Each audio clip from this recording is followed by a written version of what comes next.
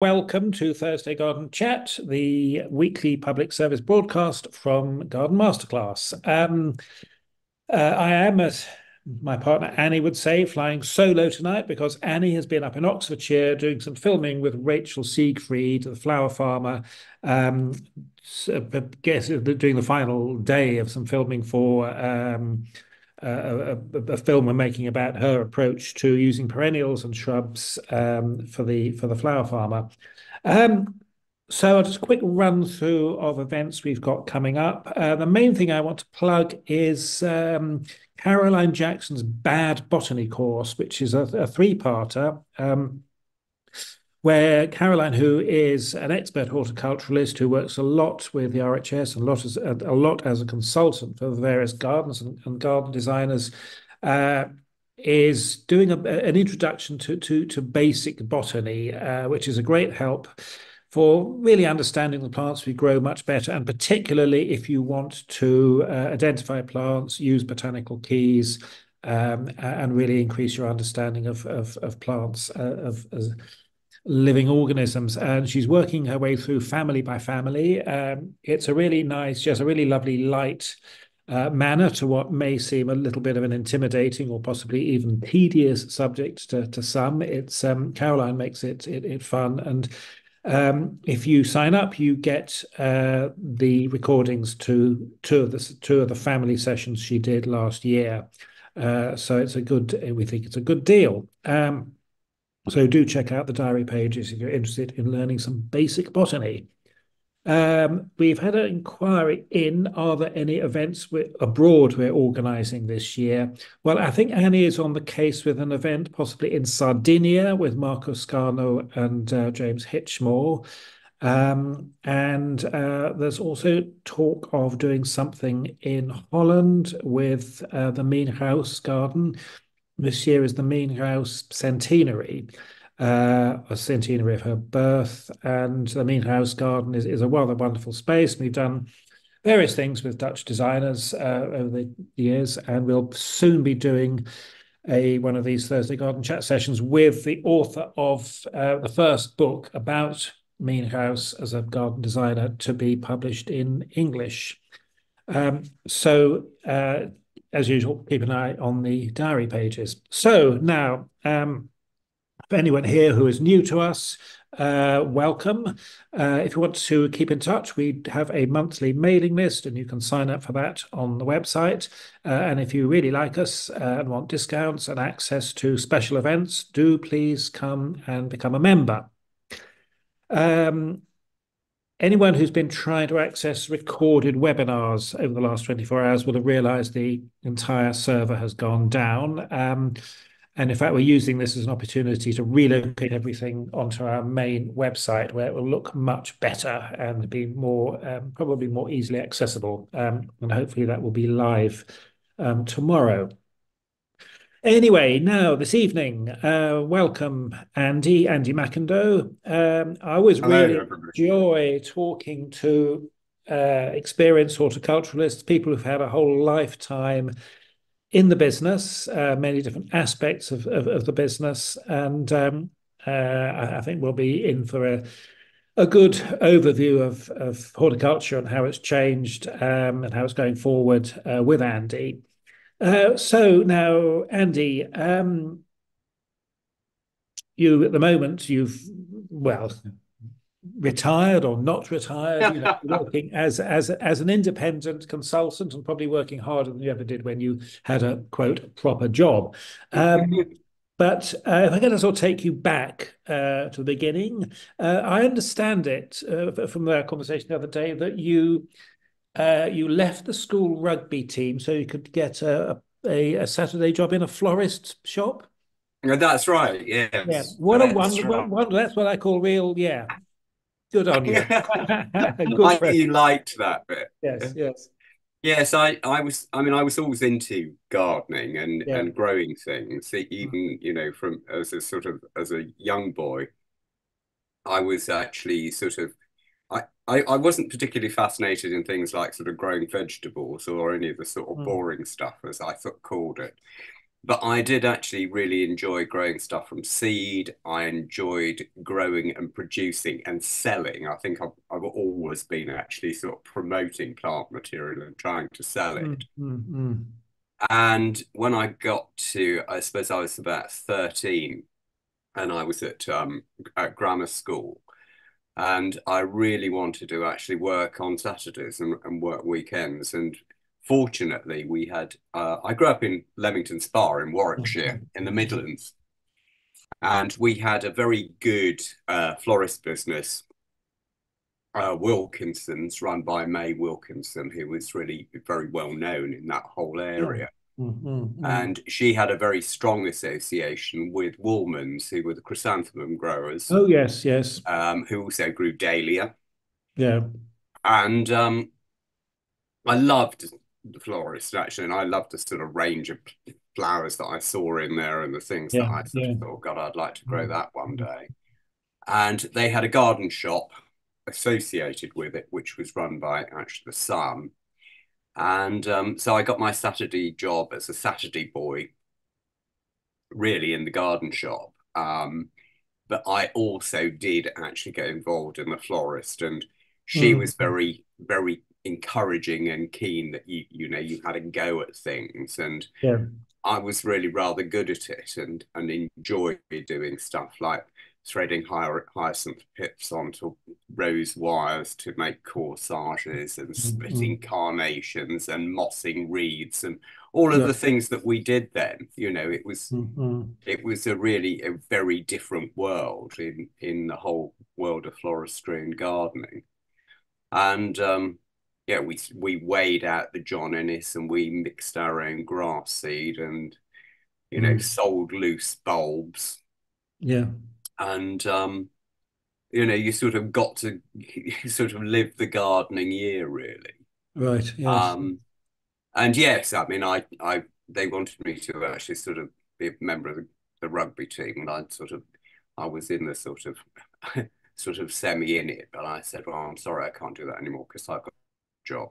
I never admitted where it was Oh, right. because Okay. that wasn't something you sort of immediately said, actually, I've gone to work in a florist. I, you know, as a sort of I think people actually today, I think the youngsters today actually are much more sort of open about it's much more acceptable. But Mm. having, a boy who was actually sort of really more interested in flowers and plants than he ever was in rugby and football or whatever, I mean, was Yeah. really slightly unthinkable. Yeah. I think things have changed on that front. Yeah, they have. Yeah. Yeah. But I sort of from an early age, I had a real fascination with exotics. Right. Right. And I passionately wanted to grow orchids, which Mm, actually then mm. was sort of fairly it was a fairly unattainable actually if you Yes. really didn't Mm. have access to any facilities. But Yes. I Yeah. did actually. I took over my mother's little 6x4 greenhouse, lined it with Yeah. Yeah. polythene from the dry cleaners, and heated it with a paraffin heater. Yeah. Yeah. Yeah. And, and I bought my orchids from things like Garden News, Oh, uh, yes. Yes. Yeah. Yeah. and those little classified adverts in the back. And of course, in then, it's not a million years ago, but Mm. people were still importing wild Yeah. collected. Yes. Yes. So you could actually buy from places like Simmons of Mm. Finchley. You Mm. could buy sort of, they got an import of something like Sologeny, and I'd sort of Mm. order one, and Yes. it would arrive by post. And I was really very successful. And Yeah. I Mm. joined the Birmingham Midland Orchid Society, and I was a member of the society actually for quite a number of years, Mm. Mm. right the way through my teens. And I ended up actually staying with members of the society when actually I worked in Birmingham for the Birmingham Parks Department. Yes, because that was an Uh, early job after your well, university. it was actually part of my course. Right. I Right. mean, I would quite happily have actually gone straight into employment Yes. when I was at school, but actually I was pretty academic, Mm. and um, I went to a school where it was very university are you going to rather than are you going to university? Right. Yeah. Yeah. And I said, well, I will go to university, but I want to do horticulture, which people just hadn't got a clue how you went about that. And there were four courses then. There was Bath, which was the only sandwich course, Mm. and the only it was the honours course. So that was the one I wanted to do. And then there was Nottingham, Reading, and University of London, which is White College. Right, right. I did the rounds and I got offers from all of them, but the one I wanted to do was Bath, and fortunately, Bath wanted me, so Yes, yes. that made a huge difference because the head of school there was Leonard Broadbent, who was really quite well known, and he interviewed everybody who came on the course, and there were 20 Mm. students a year, and it was, why do you want to go into horticulture, lad? Yeah. And so you had to sort of plead your case. Right, right. And if he liked you, you got a really low offer. So it was, Yeah, yeah. it wasn't that sort of Mm, challenging. And I mean, we had a great team. I mean, we had Mary Payne, mm. who was the actual sort of really horticultural demonstrator, Yeah. and lecturer, and we had Peter Thoday, who was my tutor, Oh, yes, yes. um, and Malcolm Sargent, and it was quite a Mm. very stimulating lineup, and Yeah, very yeah. diverse. But the good thing about it was there were 3 periods in industry, Mm. so you had sort of period of 6 months out, and then 2 terms in, which was great because that was also actually it was the way that you funded Yes, your yes. next term. Um, and I did Birmingham Parks Department. My second placement fell through at the 11th hour, which was I'd got a placement with the Eric Young Orchid Foundation in Oh, yeah. Channel Islands, which I was very excited about. And then it fell through at the last minute because although they said I could go and work there, they couldn't pay me No. and they couldn't offer accommodation. So there was just no way that was going to Yeah, work. yeah, And so I ended up working in Bristol for a small startup garden centre and nursery business, um, which there was an association there because actually the technician at the university, which was Ros Clements, had just left, and she and her husband started this, taking over this small garden centre, and so I worked there, and mm. that was great because it was retail, but it also had a landscaping side to it, and they did the Bath and West show and sort of various events, which I'd got some experience of that because I'd done the Royal Show with when I was with Wilkinson, and so it was a very good period really, and I stayed on through my um, sort of later terms as a weekend job and part time sort of Yeah, holidays. yeah. And then my third placement, I went to work in Germany. It must have been I went exciting. to Yeah, Brunsflansen yeah. up in the north, which really was my main experience, I suppose, of field production, Right. Yeah. and that was a real eye opener because it was certainly a harder life. This Um, is trees and shrubs. it was, yes, and a lot of conifers, Yeah, yeah. a lot of quite big tree stuff, Mm. um, and rhododendrons, lots of very good hardy, and they were very proud of that, of Yes, the yes. quality of their production, and it went all over Europe. Mm. It was an interesting time because it was kind of just the time of sort of change in trend, I suppose, as Yes, well, because yeah. I mean, I'd grown up with the veg plot, the rose bed, and a sort of handful of shrubs, Yes. which was forsythia, flowering currant, the usual sort of handful of things that everybody had in their garden.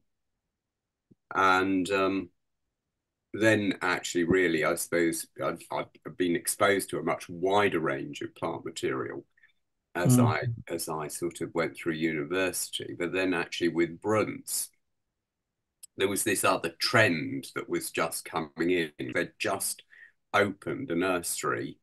All of every sort of crop had its separate nursery. So there was a separate mm. rhododendron nursery, Right. Yeah. specialist tree, and they'd just opened a perennial nursery Mm, to mm. produce perennials and grasses for this sort of growing landscape movement in Europe. Yes. Yeah. So we're talking kind of 1970s. Yeah, you are. You're talking Yeah. about very Yeah. early 70s. Yes. So Yes. about 72, 70, Right. 72, Yeah. I Yes. suppose. Yeah. Yeah. And the extraordinary thing then really was the fact that for the German workers, it was the biggest disgrace you could ever have was to be actually transferred what they call the Unkrautplatz, which was basically the weed nursery, because they didn't regard these as proper plants. They weren't proper sort of good, hardy, No, no, things robust with a proper numbers. stem. Yes, yes. I think it's funny that in German you have these two completely different words. A tree and shrub nursery is Baumschule, and a Yes. perennial nursery is a Staudengarten. And it's like the twain shall never meet. Yeah, never meet. That's Yeah, absolutely a different world, sort yes, of yes. completely different discipline. Um, And then when I left uni, I sort of thought, well, I ought to. I was quite keen to go back and work in Europe because I'd really yeah. enjoyed it, and I loved the lifestyle and I had a lot of contacts. Mm, mm. And I thought, well, I ought to see what the job market's like.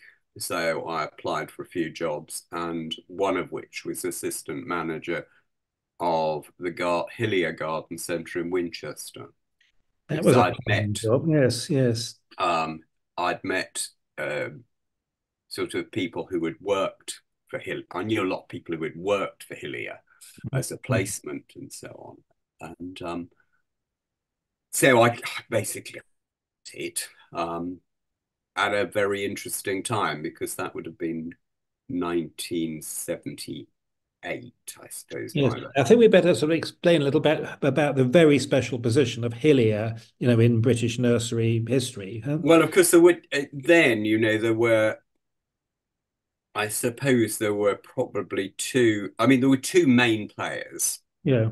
which was Hillier and Knockert.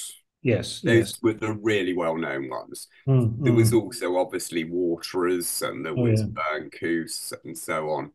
But really the ones which were known for the range of Yes. trees Yes. and shrubs and also perennials, bulbs, etc., was Hillier and Knockert. Mm, mm. Yeah, I remember the Hillier catalogue was a great big thick green with Oh a big yeah, book. it And was. there was a So year because when that, they axed something like a third of their list, and there was a kind of, shock horror through the horticultural world, wasn't there? well, there was, I mean, there were various culls on it. Yeah. Yes. I mean, the thing was actually that so much stuff was actually listed, Mm, yeah. which wasn't available, and you couldn't. There was no way anybody could ever have that amount of material in production. No. No. It just couldn't happen. And so it was, it was. They still had this reputation that is that you could go to Mm, Hillier and you could get absolutely anything, mm, mm, and it mm. was what was supplied was I think one looks back on it and the perception was that you would get this quality plant material because it had come from Helia.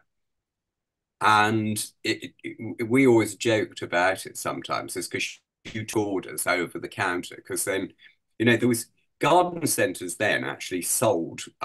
I would say to people, this is quite unbelievable today, but they mainly sold plants. Mm. They didn't sell anything else. And it was the very early days of the garden centre business. I mean, Yeah. and we still actually took orders over the counter Mm, for delivery or collection during the winter period. And mm, mm, mm. there were the sort of standing joke plants like Acer Griseum, Yeah. Mm, was that you'd get somebody coming and they say, we've seen this wonderful tree and mm. it's got this amazing peeling bark and it's really beautiful.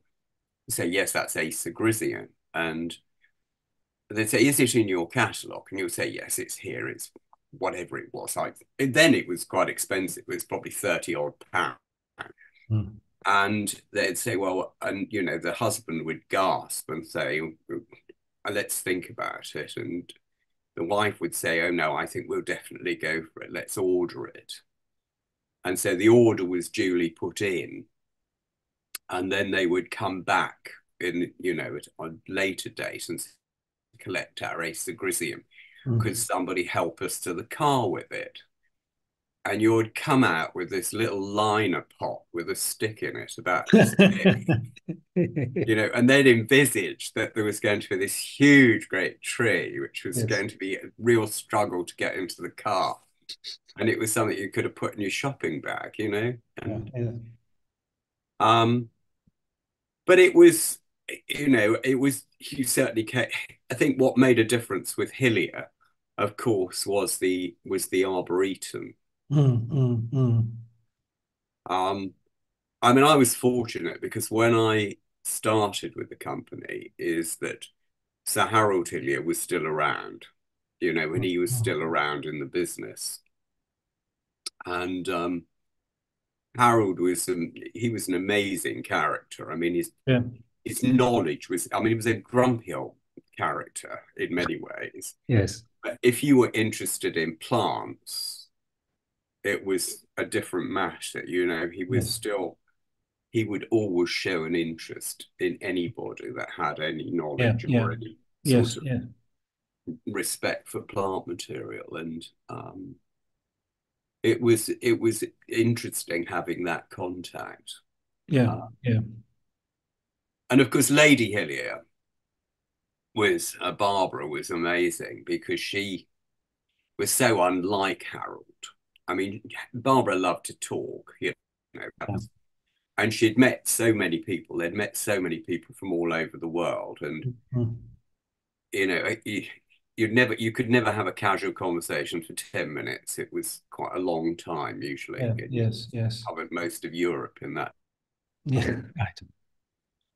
So it was such a time of change really because the garden centres were just starting to grow. Mm, mm. That side of it was starting to So expand. containerization would have been still pretty novel at this It was stage. still early. I Yeah. mean, Yeah. the what containerization was random. Yes. There was no uniformity to a product. No. There was very little. I mean, certainly there was nothing like color labeling or anything like No. that. No. No. And we still sold quite a lot bare root. Yes. We still sold a lot bare root roses. We sold things like potentilis, even spireas and things like that would have been available Yeah. some of the Yeah. year bare root. Yes. Yeah. Um, you sort of rather you think back on it now and think, well, actually, it's jolly practical. Mm. I think what did change was that, as with the progress of the garden centre business, you have seen this amazing change in what actually gets grown in gardens. Yeah. Yeah. Mm, mm. And although the range of plant material today is phenomenal, what it has done, I suppose, is it's precluded quite a lot of really good garden plants, particularly shrubs, Yes. Yes. which do not look good in a pot. No. No. No. No. You know, Or indeed perennials that don't look good in the pot. I mean, and late perennials which that don't look are good in a terrible in the pot, pot. which, Yeah. Yeah. which need to do something. Yes. And that really it's a pity because there's so often people say, oh gosh, that's fabulous. Where would I get it? And you Mm-hmm. sort of ones that are lost doesn't recommend anywhere because hardly anybody Yes. produces it. Yeah. I mean, I certainly really feel that over the last 20 years or so, the the availability of woody plants in British nurseries has really plummeted. Yes. Yes, I mean the perennials have so taken over, and I think it has been a real a real tragedy and the sort of loss of commercial unavailability of so many what are actually really good plants. Yeah, I think that's right. I think it's a difficult one, isn't it? Because I think, when people see something in a garden and and then they'll see something that looks grotty in a pot, they'll quite look great Yeah. in a pot Yes, if they can see its potential. yes, yes, Um, Whereas, what the garden centre wants is that nasty sort of cleanly manufactured looking plant, which actually is immaculate at the point of sale. And as yes. long as it's got a really clean pot and a big lump of plastic in it with a picture on, everybody's happy. Mm-hmm. Like those, what I call them, suicide hellebores. They're those micro-propagated hellebores that look fantastic in a pot, but they don't they're not clonal. Eventually they're going to die. They're sterile. They're not going to get seeds. So you're basically Yeah. paying £14.99 for something. They're very good at getting leaf spot quite quickly. Oh, well, yeah, one more reason for avoiding them. Yeah, yeah. But then with Hilliers, I understand you went on then to because Hilliers really only had the nursery in Winchester and the one place in the city, and then they expanded. You were a sort of crucial part of that expansion, weren't you? Well, yes, because actually when I look back on it now, it sort of smile slightly. It's because when I accepted the job, my offer letter said, this is where you're going to be working to start with, but then quite quickly you would clearly relocate to one of our new garden centres shortly to be opened. But it was actually quite a long process because Mm-hmm. they hadn't got anything in the pipeline. Yeah, yeah, Um, and really, it was a sort of the first one that came afterwards was the plant centre, which was adjacent to the Sahara, what was still then the Hillier Arboretum. Because it was, you see, the Arboretum was only given to the nation in 1978. So it mm-hmm. was the same year that I started with Helia. Yeah, right. Yeah, yeah, And then it was accepted by Hampshire County Council as the sole trustee. right. So it was still a completely primitive setup. I mean, it's nothing like the sort of entrance to it and the facility and so on it is today. Mm-hmm. And we had this bit of land alongside it, in which Helia continued to pay a peppercorn rent for on a lifetime lease. And that was we started then the Helia Plant Centre on that site. Yes, yes, And that was started really with a second-hand Dutch light glasshouse and a load of rustic poles to make the plant beds from. I right. mean, it Yes. was realistically, it was just, almost a roadside stall. Yes, yes. And then the next one that came was Botley, I think. I think that Mm. was the next one that arrived on the scene. And that was an existing small nursery garden centre.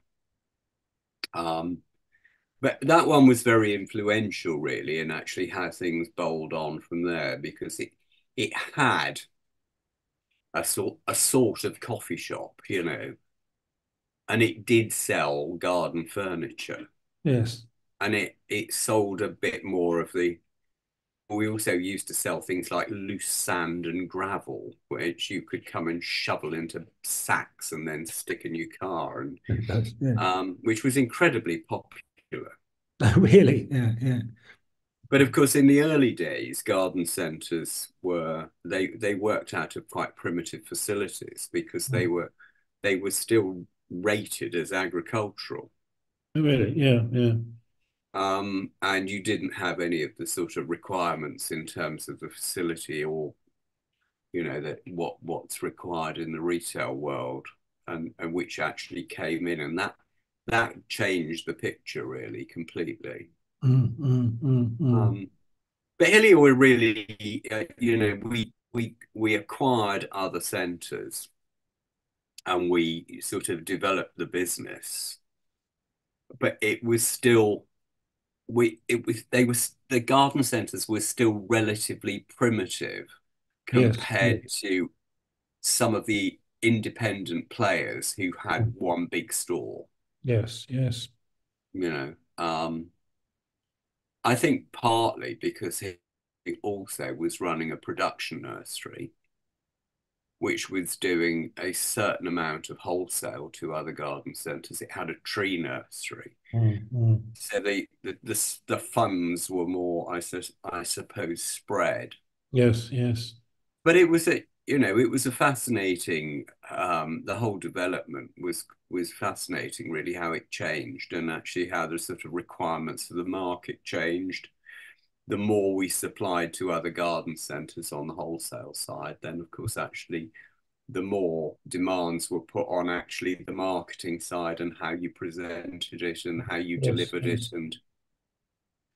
And I have to say, one of the biggest influences on that wholesale side, which was a positive one, although not necessarily seen at the time, was supplying Homebase, Oh, really? Oh, yes, yes. Okay. which was a big part of the market.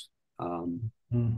because it did mean that you had to produce something to a date, to a Yeah. specification, and you couldn't actually just think, oh, well, those haven't worked, it doesn't matter, because it did. Yes, yes, yes. So it focused things. And I think, the sort of development of if you like, the sort of superstore like that had quite an impact Mm. generally on nursery production and the nursery industry in this country,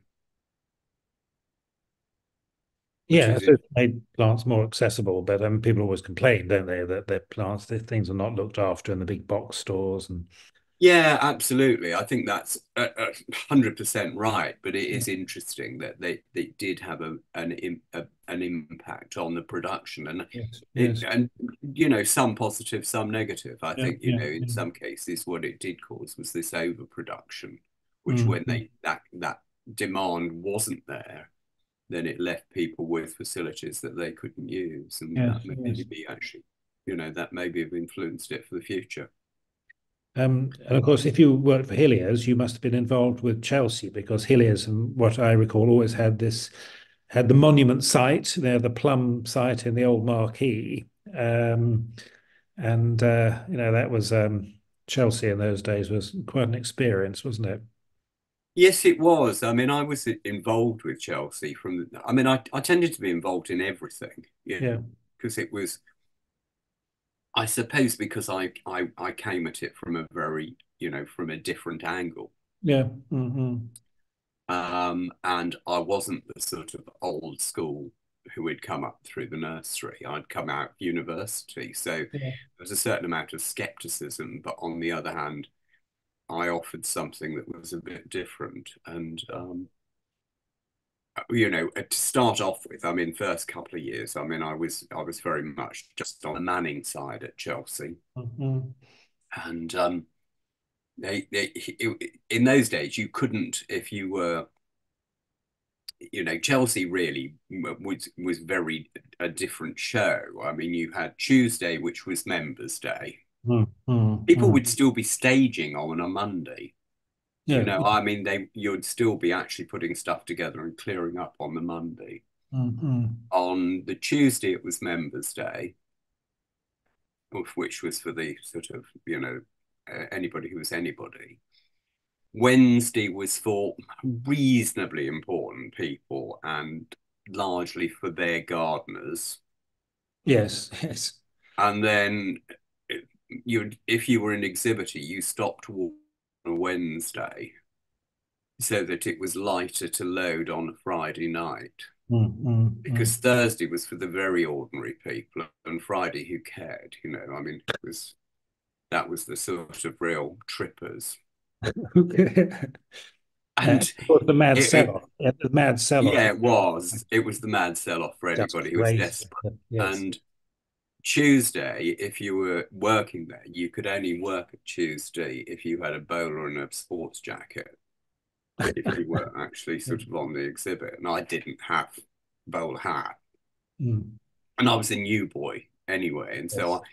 I was given the Friday, I think, as my day, which was Yes. because they thought, oh, he's new. Actually, you can do the Friday. That's going to be a rubbish time. But then you were ranked as salesman, Right. Oh, and really?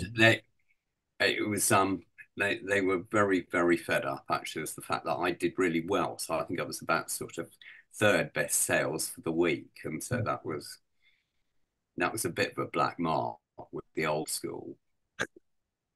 But it was a lot of fun, and actually I loved working at Chelsea, and Yeah. I Yeah. loved. No, it's a really very special event. Very special. No, Yeah. it was. But Yeah. again, it was ridiculous then. Is that if you were going up to Man, you stayed in a really one of the grottiest hotels I've ever stayed in my life, and there were three of you in a room, Yes. and but it was still a lot of fun doing it, and Yes.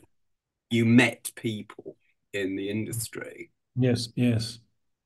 And then I suppose it was a few years later, really, that I don't know actually what year I started, but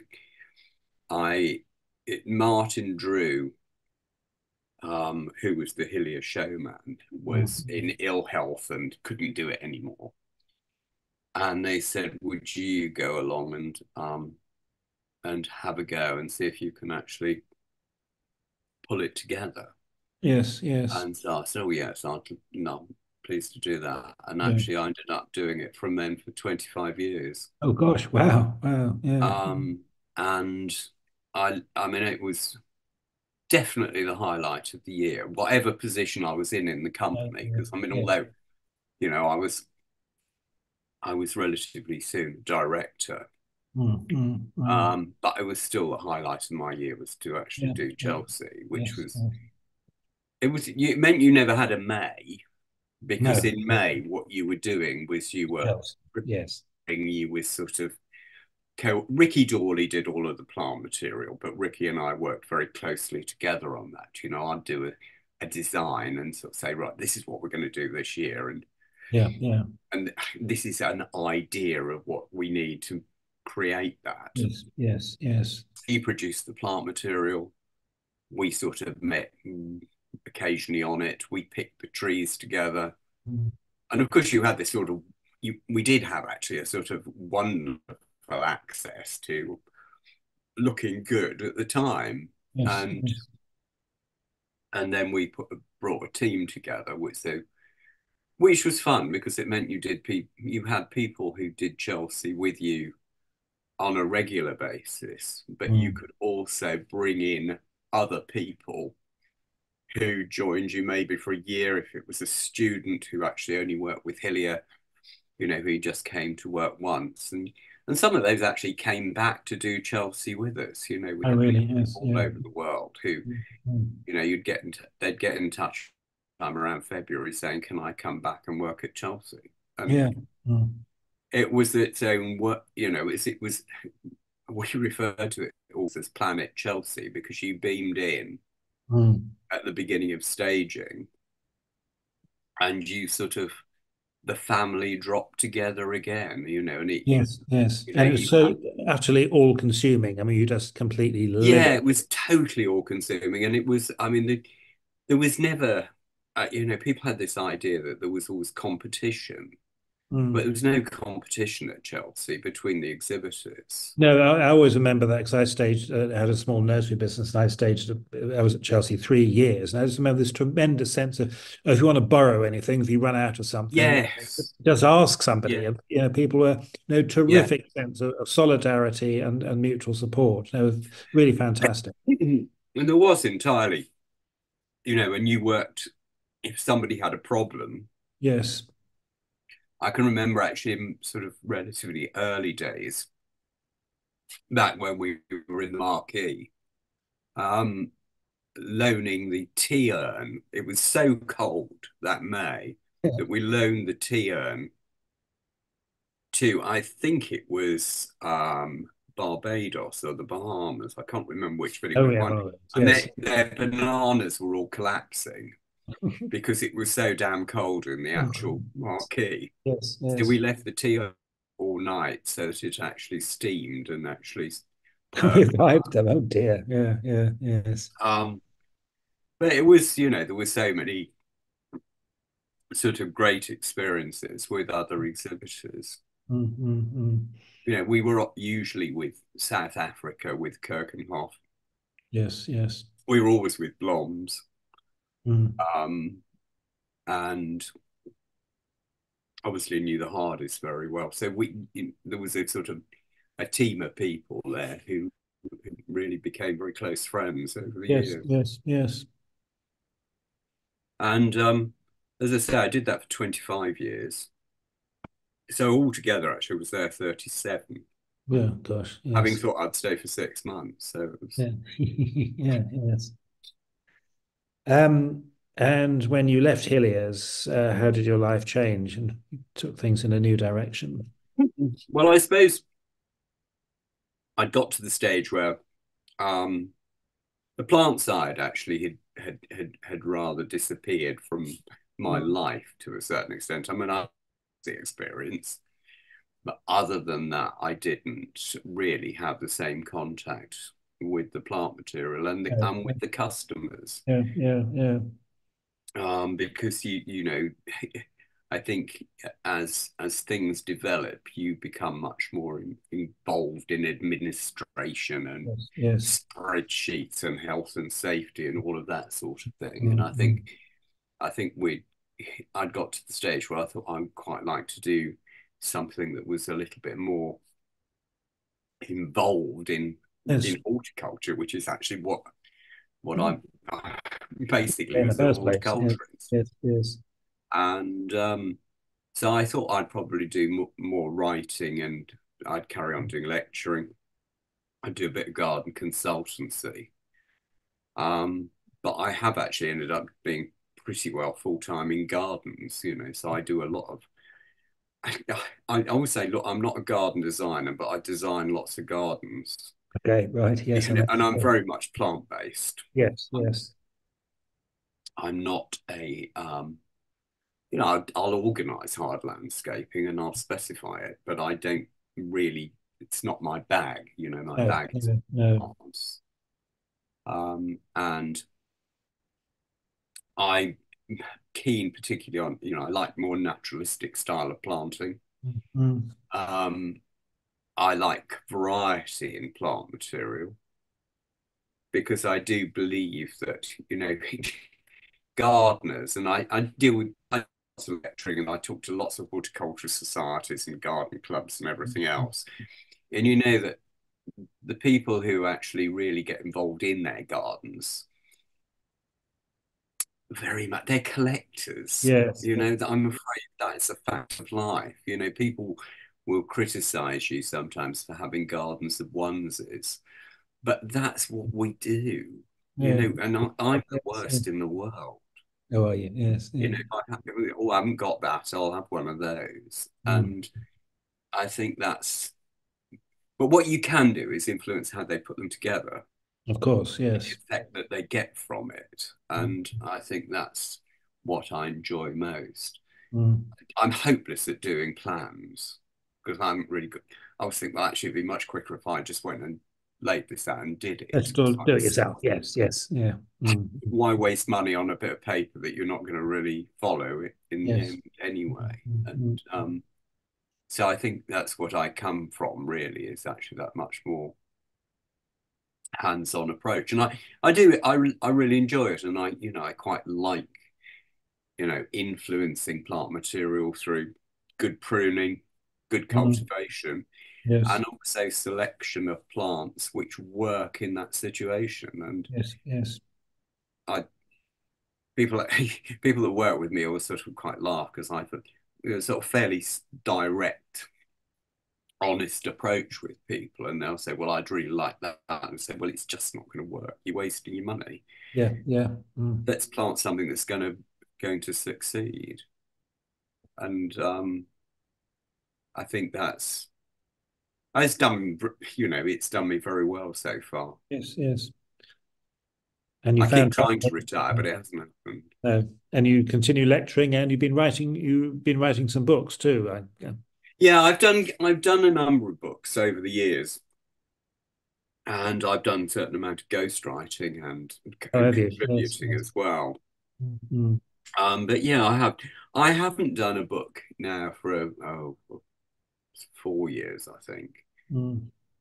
Uh, I mean, I would like to do another one. I mean, it's just the sort of, it's the time focus of it, Yes, yes. I suppose, because actually it's sort of, there's a lot of other things going on, and eventually I will. But I do some writing, but I do a lot of talks and Mm. lectures. I do host garden holidays. Oh, yes, you I, do. Yeah, tour guiding. Yes, yes. yeah, which I really love. I mean, I really enjoy that. Mm. I do that with the small company Brooklyn Travel, who Oh, yes, I know. Yes, yes. who I worked with at. I set up Hillier Garden Tours back in. Oh, did you? Uh, Yeah. Mm. well, we somewhere along the line, I started the Hillier Gardening Club, which was Mm. basically, it grew out of an HTA in set initiative called Gardening for Beginners. Mm. And we started the Hillier Gardening Club from that.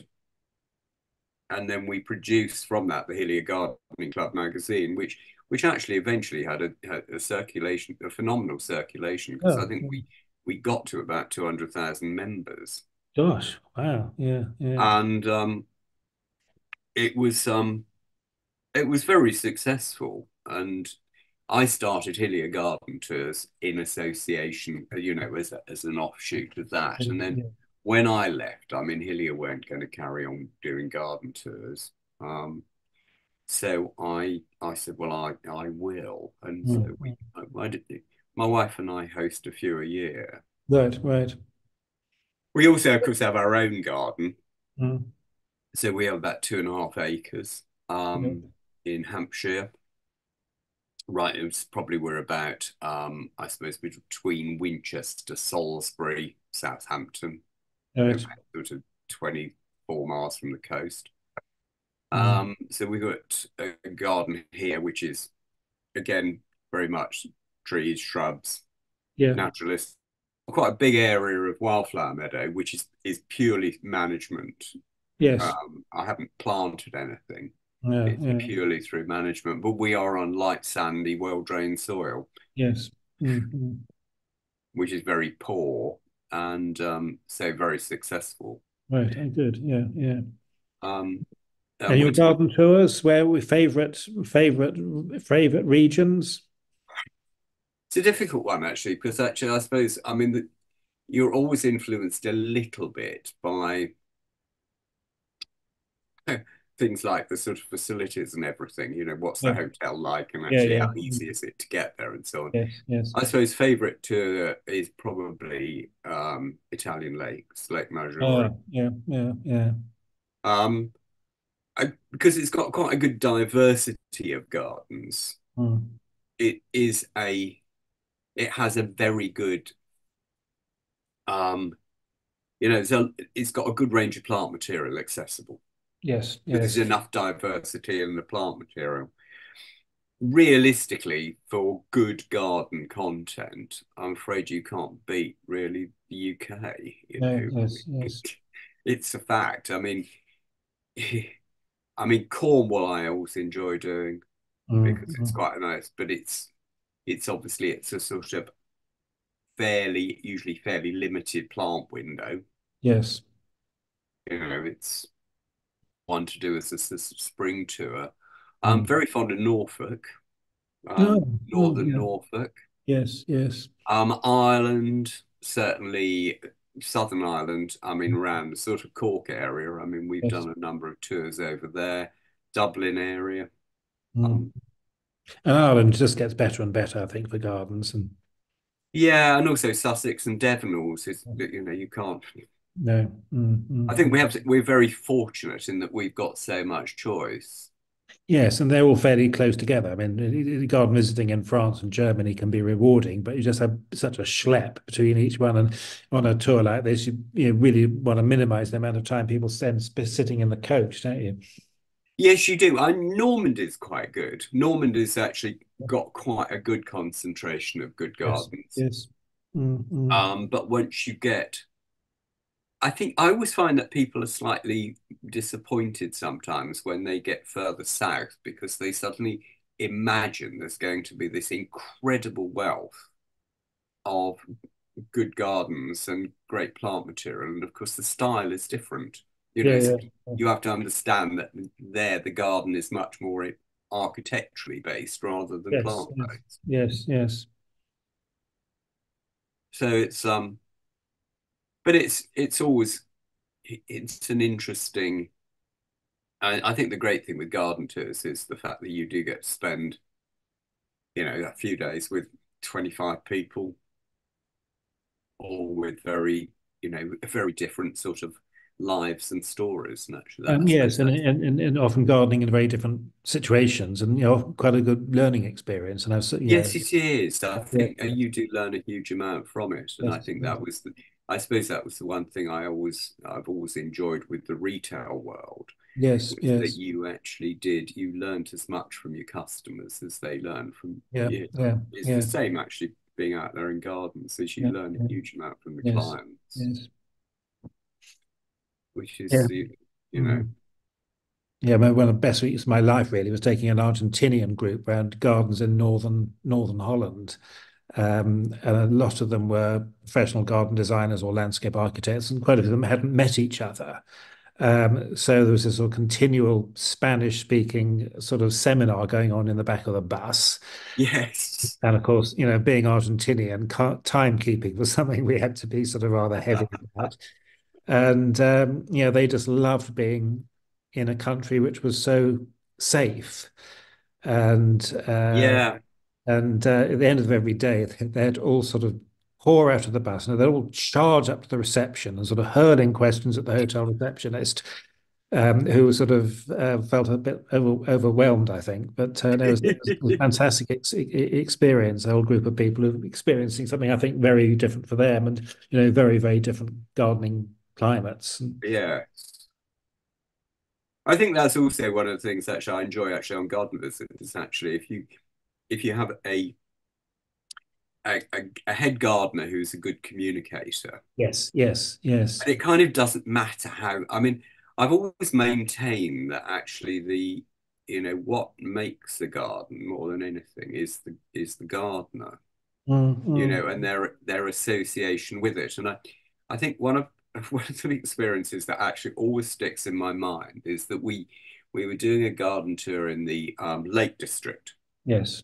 Mm. and we went to visit this garden, which was sort of way up. It was really quite remote. I can't even remember exactly where it is now, but it was a little old lady who didn't drive, Mm. and if she wanted anything, she had to get on a bus to go and get it now because her husband had died. Mm. And she had this really very big sort of hillside garden, really difficult. Yes. And the other side of the road had been his vegetable garden, so, Mm. which she couldn't bear to go in. And that was sort of completely separate. Um, but we got there, and this tour was actually early in the year, and her Yes. specialisms were things like geraniums, Mecanopsis, all of this bread. And of course, there was nothing, it was Yeah. just beds with the odd shoot coming through Oh, and yeah, one yeah. magnolia out and so Yes. on. But she took us around it and she talked so amazingly passionately about Yes. what everything was in the beds, what it looked like, Yeah, who yeah. came to look at it over the wall and so on. Right, right. And it, it was still, it's one of the things that I've remembered through the years because I thought it was just one of the most fantastic garden experiences. Oh, gosh, interesting. Yeah, yeah. And I always sort of think, oh God, that was a wonderful place. And then you Yes. think, well, there was nothing there, but it was just just the sort of the captivation of it. And I think, you know, when you do talk to somebody who can really sort of take you through the seasons and tell you what it, you know, Mm. what's coming and what they love about it and so on, I think Mm. that's really special. Yes, yes, yes, yes. Right. Yes. No. And we are lucky working in a world where, yes, it is very much a world of good experiences, isn't it? Yes, I think that's right. Mm. Mm. And how, you know, I think it's sort of life's also full of surprises, isn't it, actually, in gardens? Don't you think that gardens are? They always, I think it's the unpredictability of it. Yes, you never know what's around the corner. Maybe unpleasant surprises or pleasant surprises, but yes, it's Yeah, never a dull moment. I think that's actually sometimes what people who haven't had a garden, you know, they sort of they. I find sometimes people expect this sort of perfect world. Mm. Mm. And it was interesting today because I was talking to a supplier, a nursery supplier who I went to Yes. visit this morning, and he was we were both saying is that this time of the year, sort of in January Mm. Mm. after Christmas, it's always difficult to get people going. You know, because clients say, "Oh, I'll wait till spring," and you think, well, actually, that's not a good idea because we No. need to do this now. Yes. Yes. You Yes. know, this is all about the sort of preparation for Mm. what's coming. Yeah. Yeah. Because when it gets to spring, nobody's, you know, they're not going to have time to do it. And also, it's going to leave such a scar on the garden if we try to do it. Yes. Yes. And and also the availability of things. And he was saying, you know, that there is still a mentality with a lot of people that the plants are cans of beans. So you run out, so you make some more. You run Yeah. out, Yeah. make some Yeah. more. Yeah. Yeah. Whereas actually, once they're sold, there is nothing else Yes. until Mm. another Mm. season. Mm. Mm. Or Mm. actually, if it's Mm. something bigger, maybe two or three seasons Well, for it yes. to actually Yes. happen. Yes. Yes. Um, Yeah. So, I think we're hitting 7 o'clock. So I think we'll finish there. We've got and yeah, I mean, well, it'd be good to come and visit you someday. I'd Uh, like that very much. Yes, yes. and you know, we as I say, we do have groups. I mean, Yeah. you know, for anybody else that wants to come, please actually do.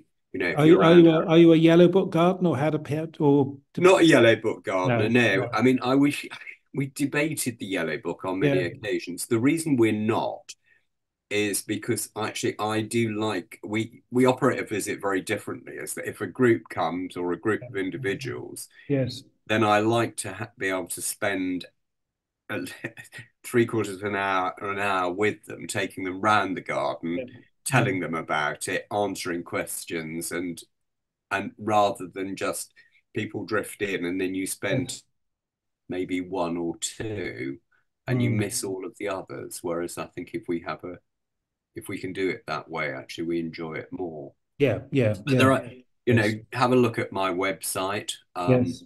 which is andymcindue.com, and do actually get in touch anytime. Yeah.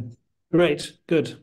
Well, it's been really nice talking to you, Andy. Great to have a bit of a Lovely to be here, and thank you for the opportunity. great. Come and see us again. Will do. Okay. Goodbye. Thank you. Good night. Bye.